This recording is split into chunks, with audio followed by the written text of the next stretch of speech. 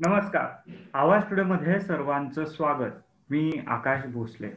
खरं तर आपण पाहतोय की मागच्या बऱ्याच महिन्यांपासून आपण कोरोनाचा मोठा लढा देत आहोत. मात्र जे काही सर्वसामान्यांच्या जगण्याचे, उपजीविकेचे जे प्रश्न आहेत, संविधानाने जे काही मूलभूत हक्क जे दिलेले आहेत आणि त्या हक्कांवरती कुठेतरी आज अतिक्रमण होताना दिसतंय. रोजगाराचे, शिक्षणाचे, आर्थिक प्रश्न हे आता आपल्याला बाजूला पडताना दिसतायत.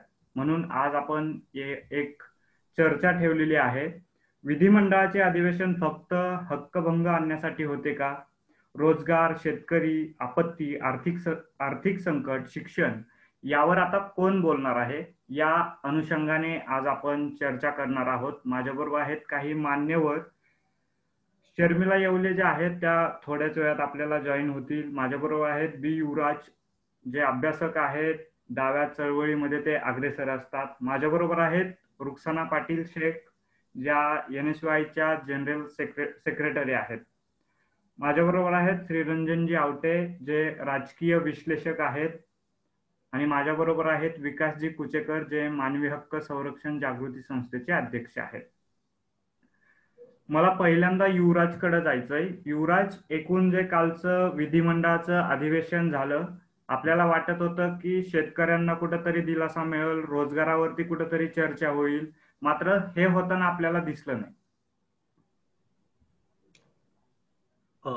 हो, बरोबर आहे. म्हणजे खरं तर आज देशातली आणि अगदी विशेषतः महाराष्ट्रातली जर स्थिती बघितली तर आता आकाश तुम्ही म्हणाला त्याप्रमाणे बेरोजगारीपासून, शेतकऱ्यांच्या पासून ते करोनाची अतिशय गंभीर स्थिती आहे. आणि अशा काळामध्ये जेव्हा अधिवेशन होतं तेव्हा नेमकी तीच अपेक्षा असते की या गंभीर प्रश्नांच्यावर चर्चा व्हावी. परंतु आपण बघतो की ते सोडून कंगना आणि अर्णब यांच्या विरुद्धचा हक्कभंग हे सगळं आलेलं आहे. तर याच्याविषयी मला वाटतं की सत्ताधारी आणि विरोधी यांच्यापैकी कुणाची एकाची बाजू घ्यावी अशी खरीच परिस्थिती नाहीये. एकीकडं विरोधी पक्ष म्हणून भाजप काहीतरी हे मुद्दे उचलेल, तर मला वाटतं त्याची दूर तर कोणतीही शक्यता नाहीये. जर भाजपचं गेल्या विशेषतः 6-7 वर्षाचं पॉलिटिक्स बघितलं तर अतिशय उथळ भावनिक प्रश्नांच्या आधारावरचं राजकारण हेच फक्त भाजप करू शकतो. त्याच्या पलीकडचं दुसरं कुठलंही राजकारण. विशेषतः मला वाटतं की बाकीच्या आपल्या सगळ्यांनाच माहिती आहे की याचा एक संदर्भ बिहारच्या निवडणुकांशीही आहे. तर या प्रकारचं उथळ राजकारण भाजप करू शकतो. त्यामुळे भाजप याच्यातल्या कुठल्या मुद्द्यांच्यावर फार काही करेल अशी तशी शक्यताही नव्हती. दुसरीकडं सत्ताधारी पक्ष म्हणून जे काही महाविकास आघाडी आहे, तर महाविकास आघाडीनं आता जे काही हा हक्कभंग प्रस्ताव आणलेला आहे तर तो मला वाटतं केविलवाना प्रयत्न आहे. म्हणजे कंगना राणावत किंवा अर्णब गोस्वामी अतिशय म्हणजे आपली कोणच किती खालच्या पातळीवर आपण समाज म्हणून आलेलो, त्याची एक अतिशय उत्तम व्यक्तिमत्व आहे. आपली समाज व्यवस्थाच कशी खराब झालेली आहे, त्यामुळे दोघांची अशी काडिक काय चांगलं बोलायची त्यांची पात्रता नाहीये. परंतु जर शिवसेना किंवा काँग्रेस जर या भ्रमात असेल की यांच्या विरुद्ध काहीतरी हक्कभंग प्रस्ताव आणून यांनी जो काही नंगाना चालवलेला आहे अर्णब किंवा यांनी, त्याला आपल्याला काही तोंड देता येईल, तर मला असं वाटतं शिवसेना किंवा काँग्रेस हे भ्रमात आहेत किंवा त्यांना अजून गोष्टी लक्षातच आलेल्या नाही अशीच परिस्थिती असं मला वाटतंय. तर आकाश तिथं थांबतो. परंतु मला वाटतं की याच्यातील अजून जे काही मुद्दे आहेत की मला असं का वाटतं किंवा मग इतरही मुद्दे तर त्याच्यावर मी नंतर येईल. तर माझी पहिली शॉर्ट प्रतिक्रिया. रुखसाना, काल जे आपण अधिवेशन पाहिलं, जे माध्यमांमधून आपल्यापर्यंत जे काही मुद्दे पोहोचत होते, एकूणच विद्यार्थ्यांचा प्रश्न आहे, रोजगाराचा प्रश्न आहे, एज्युकेशनचा प्रश्न आहे.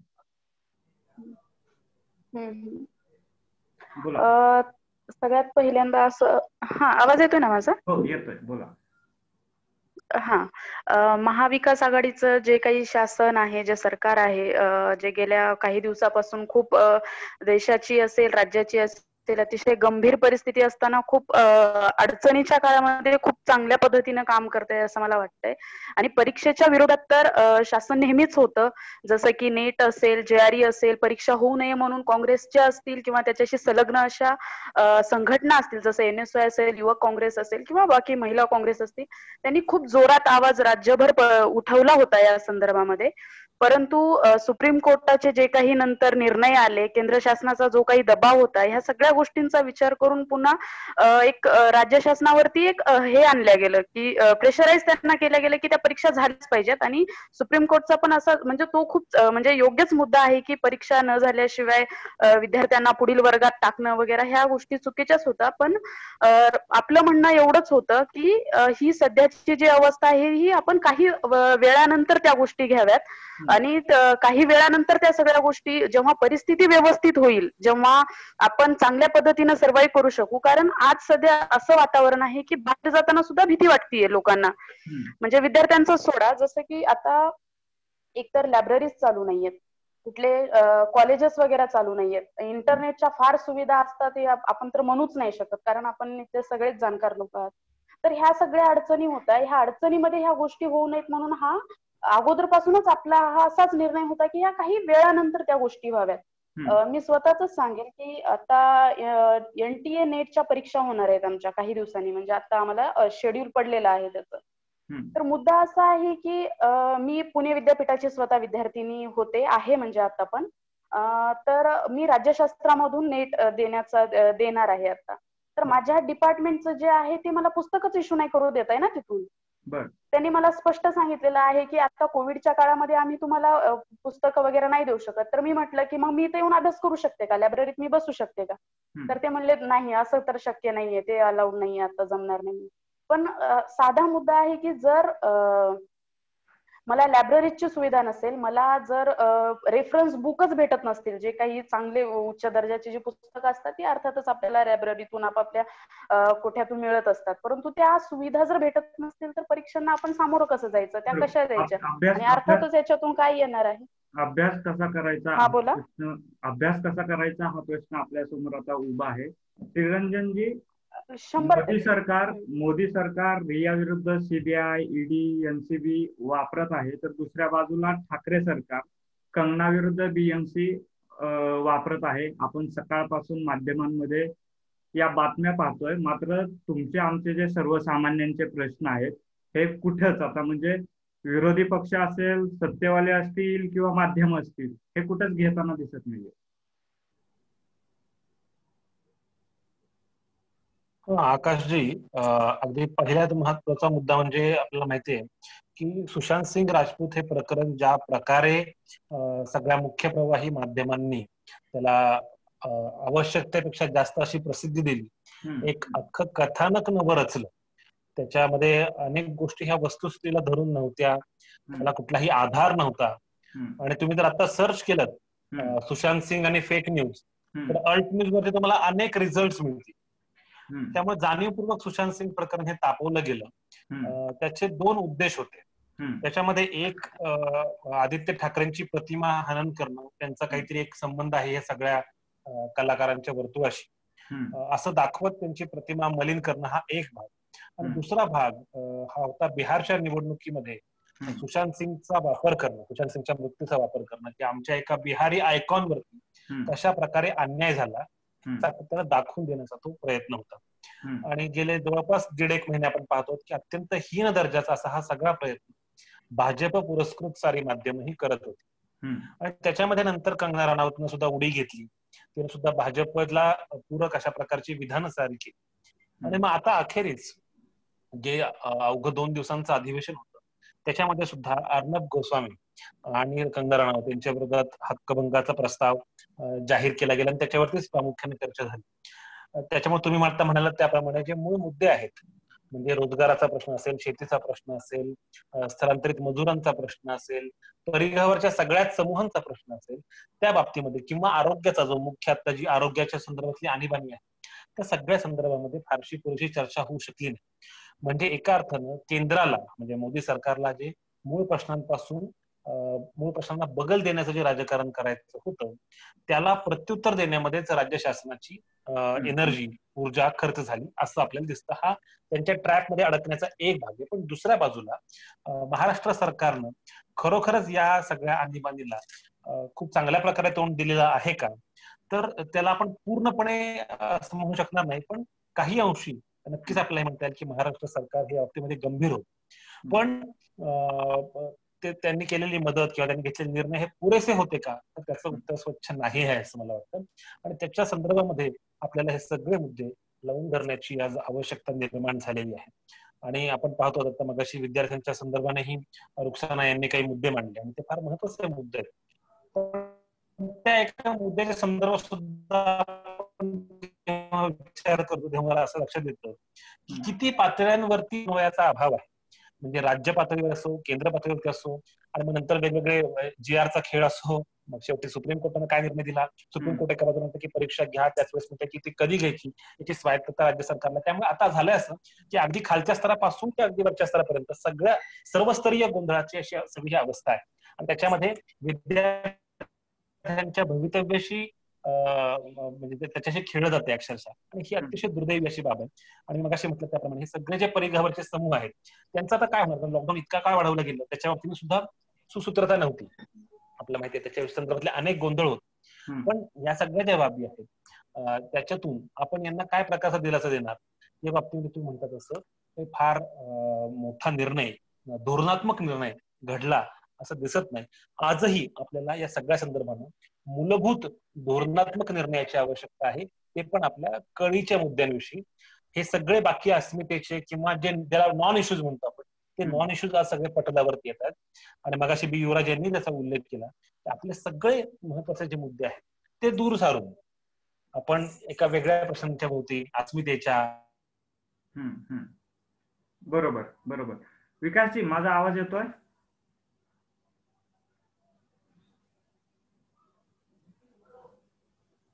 विकासजी, माझा आवाज येतोय?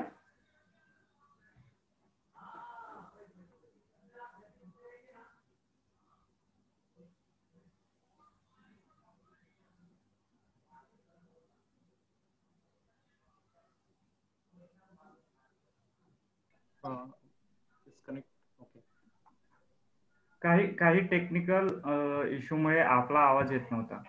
शेवटची जी मांडणी होती श्रीरंजनजी, ती ऐकायला आली नाही. शेवटची मांडणी. मी म्हणत एवढंच होतो की सगळे जे मूळ मुद्दे आहेत, जे जगण्याचे भौतिक प्रश्न आहेत, ते टाळून जे इश्यूज नाहीत ते इश्यूज तयार करण्याचं राजकारण हे माध्यमांना सोबतीला घेऊन सर्वजण करतायत, केंद्र असो वा राज्य. बर बर. विकासजी, हे जे एकूण मुद्दे प्रश्न उभे राहत आहेत, मानवी हक्कांचं उल्लंघन होतं याच्यामध्ये?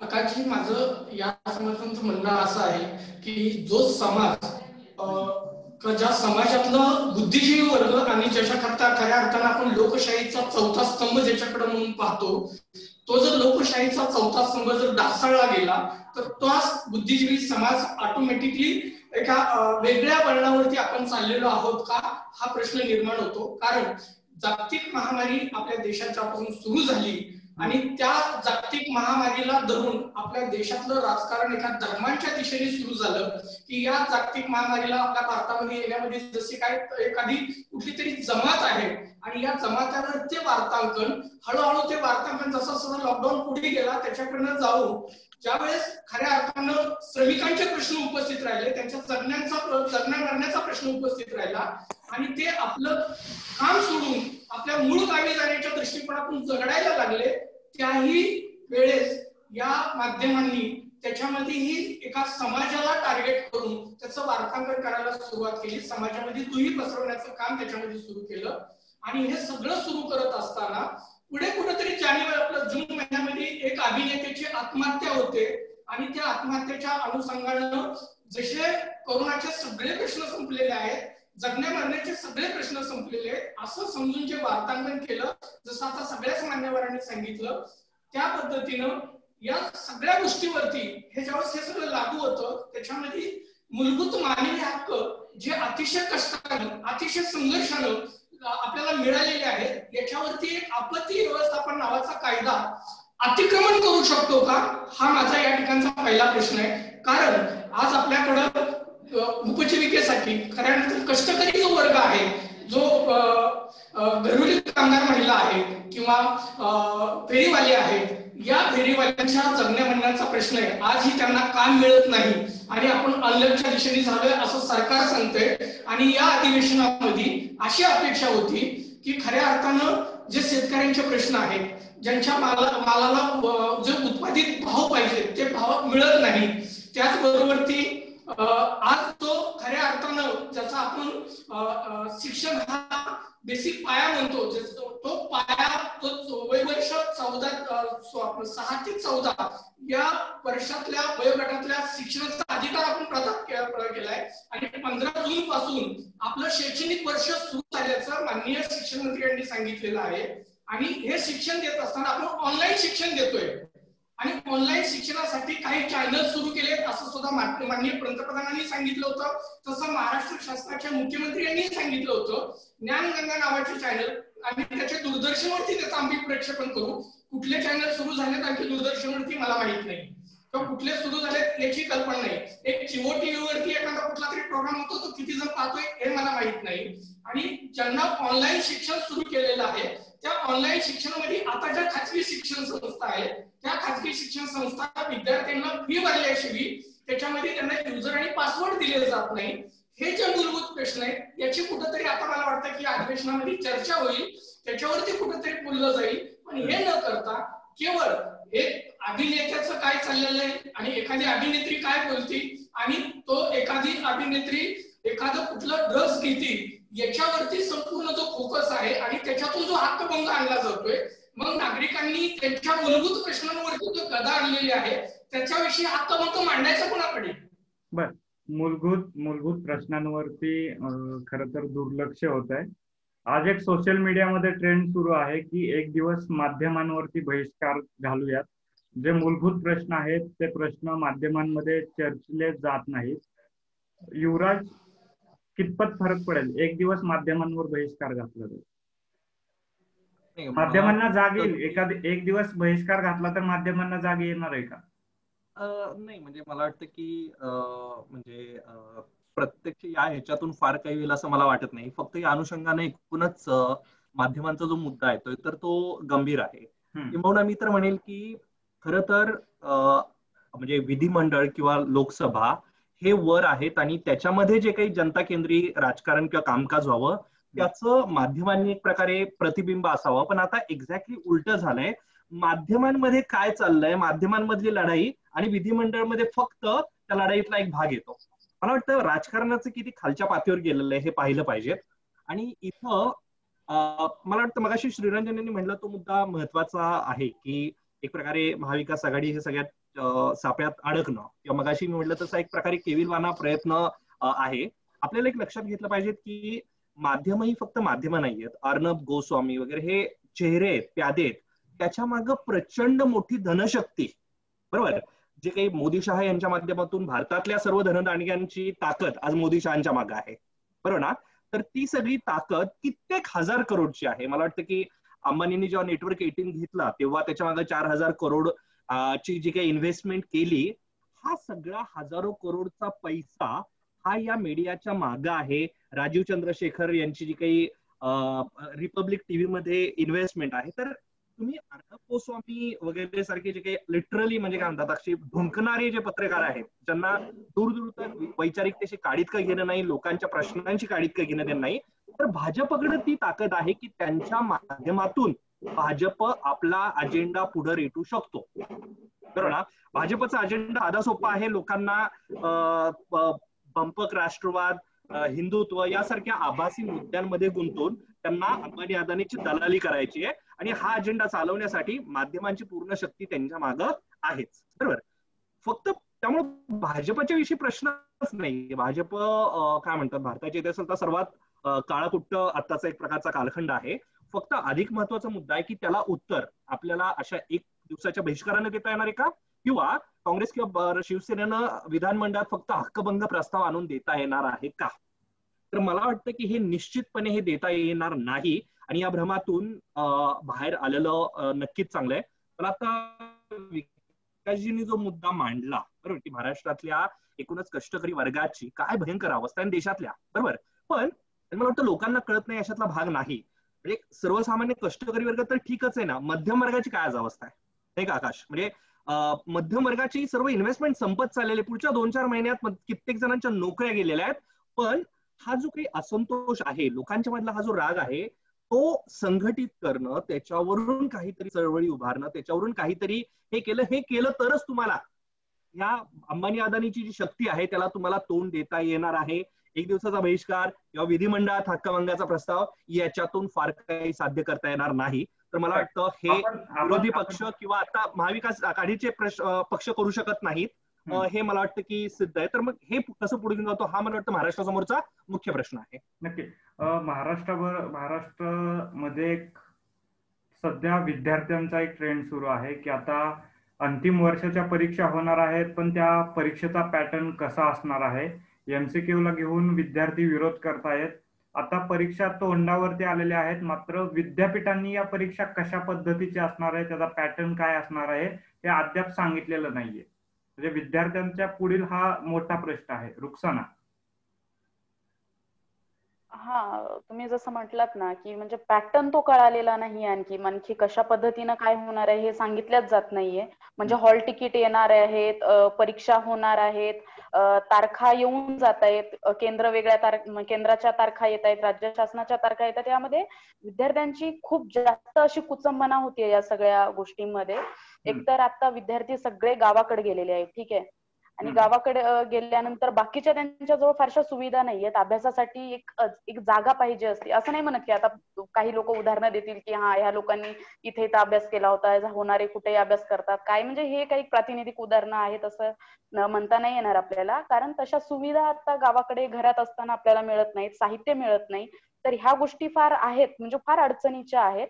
आणि जरी ऑनलाईन घेण्याची जर म्हणत असतील परीक्षा, तर तेवढं मेकॅनिझम आहे का, सगळ्यांजवळ त्या सुविधा उपलब्ध आहेत का, हा प्रश्न खूप महत्वाचा आहे. त्याच्यामुळं विद्यार्थी म्हणजे खूप म्हणजे त्यांच्यावर एक मानसिक ताण आलेला आहे. आणि आता एवढा कोरोनाचा काळ असला तरीही MPSCच्या परीक्षा होतील असं सांगण्यात आलं होतं. 20 सप्टेंबर आधी 13 सप्टेंबरला पेपर होता, मग नंतर तो पोस्टपोन झाला, परत 20 सप्टेंबरला केला, परत 2-3 दिवसा अगोदर परत एक प्रेस नोट आली आणि त्याच्यामध्ये सांगितलं की 11 ऑक्टोबरला तो पेपर होणार आहे.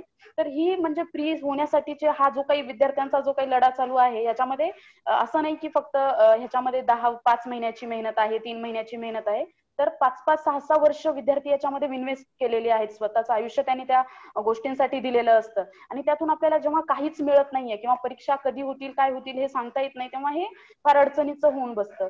आणि आता पुण्यामध्ये सगळ्यात जास्त म्हणजे जवळपास मला वाटतं 40,000 विद्यार्थ्यांचं सेंटर हे पुणे शहरामध्ये परीक्षा घेतल्या जातात, फक्त एकटा पुणे जिल्ह्याचा विचार केला तर तेवढी लोक गावाकडून येणार, मग 40,000 लोक विद्यार्थी इथं थांबतील अशी काय व्यवस्था आहे, कुठल्या सेंटरवर घेणार आहेत. ऑनलाईन परीक्षा आजपर्यंत MPSCची झालेली नाहीये, तर ती परीक्षा कशी होईल. मग सॅनिटाईज केलं जाणार का, टेंडर काढलेत पण टेंडर घेण्यासाठी पुढे कुठलेच लोक आली नाहीत, कारण त्याच्यामध्ये खूप मोठ्या जवळपास 5 ते 6 लाख विद्यार्थी महाराष्ट्रातून ही परीक्षा देतात.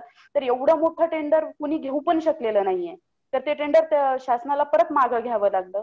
तर अशा सगळ्या खूप साऱ्या अडचणी आहेत. आणि विद्यापीठाच्या बाबतीत सांगायला गेलं तरी ते पण आणखी क्लिअर असं काहीच झालेलं नाहीये. फक्त तिथून निर्णय येतोय परीक्षा घ्यायच्या आहेत, परीक्षा घ्यायच्या आहेत, झालं. म्हणजे एकदा विद्यार्थ्यांना फोन जात आहे की तुम्ही तुमचे काय डॉक्युमेंट्स वगैरे पाठवून द्या आणि तुम्हाला पुढील वर्गात कदाचित टाकण्यात येणार आहे, हे काही दिवसापूर्वी चालू होतं. मग आता परत असं चालू आहे की मग आता परीक्षा होणार आहे, परत वापस द्या.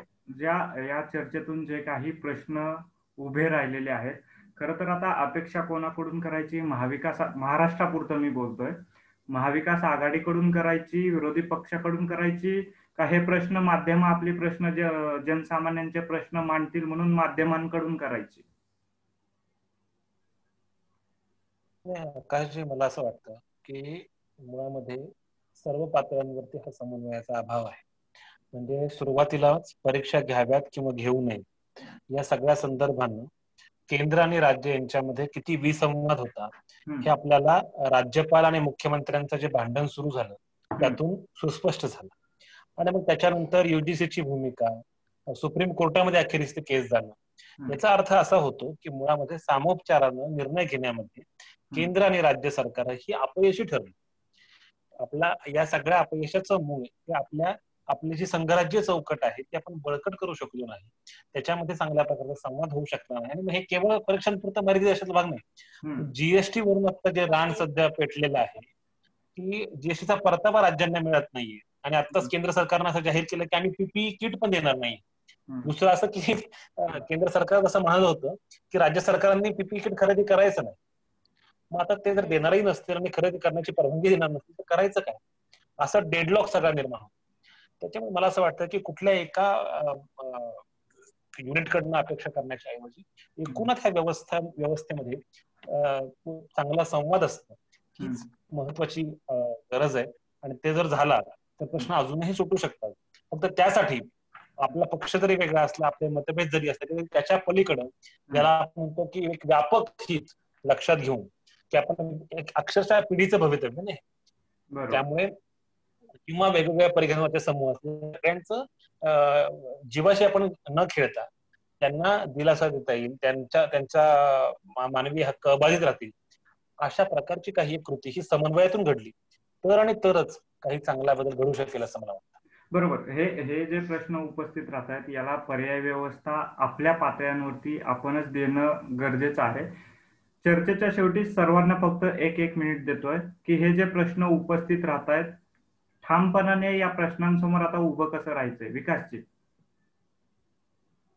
मला हे सांगायचं आहे की या संकटाच्या काळात जर स्वयंसेवी संस्थांनी पुढे येऊन गोरगरीब आणि वंचित घटकांना जर मदत केली नसती तर सरकारचं अक्षरशः पितळ उघडं पडलं असतं, तर सरकारी यंत्रणा संपूर्ण अस्तित्वात आहे का नाही असं निदर्शनास आलं असतं. आणि या सगळ्या संकटातून मला हे सांगायचंय की मागे आपल्याकडं हे संकट चालू असताना एक आपत्ती संकट आलं जे मोठ्या प्रमाणात वादळ निर्माण झालं, जो आपला किनारपट्टीचा भाग होता. या किनारपट्टीच्या भागातल्या अनेकांची घरं उद्ध्वस्त झाली, त्यांचे संसार मोडीकीस गेले आणि आपले विरोधी पक्ष नेते सगळ्यात पहिल्यांदा मी तिथं मदतीला पोहोचलो या संघाच्या भीमगर्जना त्या ठिकाणी करत होत्या आणि या सगळं तो वास्तव पुढे त्या ठिकाणी मांडलं गेलं आणि मोठी मोठी आश्वासनं दिली गेली की आम्ही तुम्हाला मदत करूया, मात्र ही मदत या अधिवेशनातून मिळेल अशी अपेक्षा असणाऱ्या या वंचित घटकांना, या पीडित वर्गांना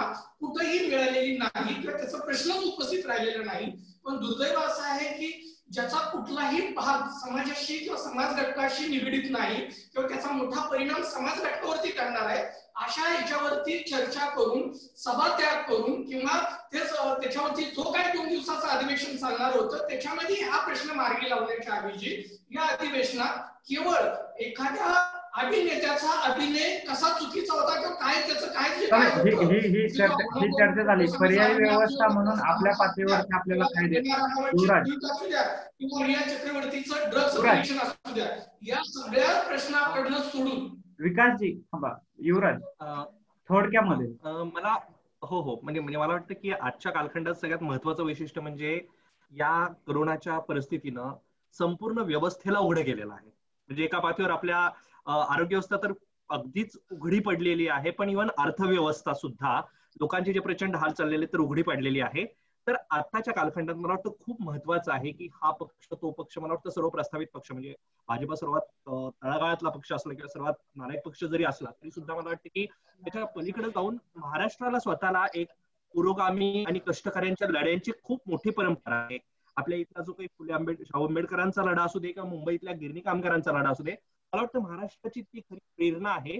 त्या आधारावर मला वाटतं की जर आपण खऱ्या अर्थानं या आपल्या राज्यातील किंवा देशातील म्हणजे आपण आपल्या राज्यातील जर आजच्या जनतेचा जो खरा प्रश्न आहे, जो विद्यार्थ्यांचा जो नुकसानानं मांडला अतिशय गंभीर प्रश्न आहे, त्याचप्रमाणे सर्व कष्टकरी दलित, मला वाटतं की तो लढा जर आपण पुढे नेऊ शकलो तर मला वाटतं की तोच एकमेव पर्याय आहे आणि त्याच्या माध्यमातून महाराष्ट्र खरं तर पुन्हा एकदा देशाच्या राजकारणाला नवीन दिशा देऊ शकते ती गरज आहे. आणि आता मोदी शहांचं राजकारण देशाला फक्त म्हणजे सडवतच आहे. रुक्साना थोडक्यामध्ये या सगळ्या गोष्टीमध्ये म्हणजे प्रत्येक जण अडचणीतच आहे. सध्या जीडीपीचं जे काही आपण बघतोय, जे काही रेट एवढ्या जोरजोरात खाली चाललाय तिथं म्हणजे फारसं लक्षच लोकांचं नाहीये. आता तिथं आवाजच उचलला जात नाहीये, इतक्या जोरात आपण खाली फेकल्या चाललोय. तर मला असं वाटतं की विद्यार्थ्यांची पण कुचंबना झाली नाही पाहिजे. आणि पत्रकारितेबद्दल तुम्ही एक प्रश्न विचारला होता, तर तेव्हा पत्रकारिता एक दिवसासाठी आपण काय काय बॅन आणि बहिष्कार काय घालून एका एक दिवसासाठी दिवसाचा बहिष्कार थांबवण्यासाठीच तुम्ही घालून. बोलत होतात. हम्म. बहिष्कार टाकण्याबद्दल बोलत होता. तर बहिष्कार वगैरे ह्या गोष्टी करण्यापेक्षा ह्यातून काही साध्य होणार नाही हे सरांनी खूप चांगल्या पद्धतीने मांडलं होतं. तर मला असं वाटतं की ती जागरूकता त्यांच्यामध्ये आली पाहिजे. कुठल्याही मनमोकळेपणे त्यांना आपली स्वतःची मतं मांडता आली पाहिजे. म्हणजे कुठल्या तरी एका पक्षाला घेऊन असेल किंवा एका विशिष्ट विचारसरणीला घेऊन पत्रकारिता करण्यापेक्षा एक चौथा आधारस्तंभ म्हणून सरांनी जे म्हटलेलं आहे, तर त्या पद्धतीनं त्यांनी प्रश्न लोकांचे घेऊन एक निडरपणे प्रश्न मांडता त्यांना आले पाहिजे असं मला वाटतंय. आणि ही कुचंबना जी काही आहे लोकांची ती थांबली पाहिजे आणि प्रत्येकाला स्वतःचा आवाज उठवून दाखवता आला पाहिजे. म्हणजे मी एखाद्या पक्षाची आहे तर मी त्याबद्दल बोलायचंच नाही, मी शांतच राहायचं. जो विरोधी आहे तर माझं काम असणार आहे की हा मी त्याला विरोधच केला पाहिजे. ही जी परंपरा पडलेली आहे आपल्या इथं, ती परंपरा कुठतरी मला वाटतं की ती थांबली पाहिजे. तेव्हाच आपण एक म्हणू की आपण लोकशाहीकडे कुठतरी प्रवास करतोय. कारण ही लोकशाही कुठं आता आपल्या पातळीवरती सामाजिक कार्यकर्ते, अभ्यासक, पत्रकार, काही प्राध्यापक मंडळी असतील, यांनी आता आपल्या पातळीवरती काय करायचंय? कारण अपेक्षा आता सत्तेकडून नाहीये, विरोधकांकडून नाही आणि माध्यमांकडून नाही, पण आपल्या सर्वसामान्यांच्या जगण्या मरण्याचा प्रश्न आहे. मला असं वाटतं आरोग्य, शिक्षण आणि पायाभूत सुविधा हे अतिशय कळीचे मुद्दे आहेत आणि राजकीय मतभेदांच्या पलीकडे जाऊन सर्व स्तरांवरती समन्वयातून आपण मार्ग काढू शकतो. तो काढण्यासाठी आपण शक्य त्या उपाययोजना केल्या पाहिजे. केंद्र आणि राज्याच्या मध्ये सुसंवाद राहील अशी जबाबदारी आपण घेतली पाहिजे. आणि आपली सगळी सरकार जी आहेत ती जनतेला बांधील आहेत, ती अकाउंटेबल आहेत, उत्तरदायी आहेत, याची त्यांना सतत जाणीव करून दिली पाहिजे. नक्की. खर तर या चर्चेला घेऊन बोला बोला रुक्साना बोला. हा सर जसं म्हटले तसंच की विद्यार्थी हा खूप महत्वाचा घटक आहे. आणि प्राध्यापक श्रीरंजन आवटे सर माझे प्राध्यापक, माझे सर गुरुजी पण आहेत ते स्वतः. तर मला असं वाटतं की विद्यार्थ्यांवरती जे संस्कार होतात ते प्राध्यापक खूप म्हणजे त्यांच्या आयुष्यामध्ये खूप मोठा रोल असतो शिक्षक वर्गाचा. तर ते कशा पद्धतीनं विद्यार्थ्यांना संस्कार करतात, त्यांना कशा पद्धतीनं शिकवतात, कसं न्यूट्रल राहून त्या गोष्टी शिकवतात हे फार महत्वाचं आहे. आणि तिथंच प्रश्न विचारण्याची जी ताकद असते विद्यार्थ्यांची तिथंच निर्माण होती असं वाटतं. तर ह्या सर्व गोष्टीमध्ये शिक्षण व्यवस्थांचा आणि शिक्षकांचा खूप मोठा रोल आहे. परंतु सध्याचा जो काही बाजार चालू आहे ह्या सगळ्या, मला म्हणजे माझं स्वतःच असं वैयक्तिक मत आहे की ह्या जी शिक्षण व्यवस्था ही अतिशय पारदर्शक असली पाहिजे. आणि इथून जर विद्यार्थी असेल, देशाचा भावी नागरिक असेल, इथून जर स्ट्रॉंग जर बनला ना तर त्याला कोणीच नाही रोखू शकत, ना त्याला कुठल्या पक्षाची नाही. असली पाहिजे. आणि आपल्या एकूण चर्चेमधून जे काही प्रश्न खूप उपस्थित एकूण राहिलेले आहेत, या एकूण चर्चेला आपण मान्यवर म्हणून सहभागी झालात. पुन्हा आता आज आपण या चर्चेला इथं पूर्णविराम देऊयात. पुन्हा नवीन विषयाला घेऊन नव्याने एकदा चर्चा करूयात. आज इथंच थांबूयात. धन्यवाद. थँक्यू आकाश. थँक्यू.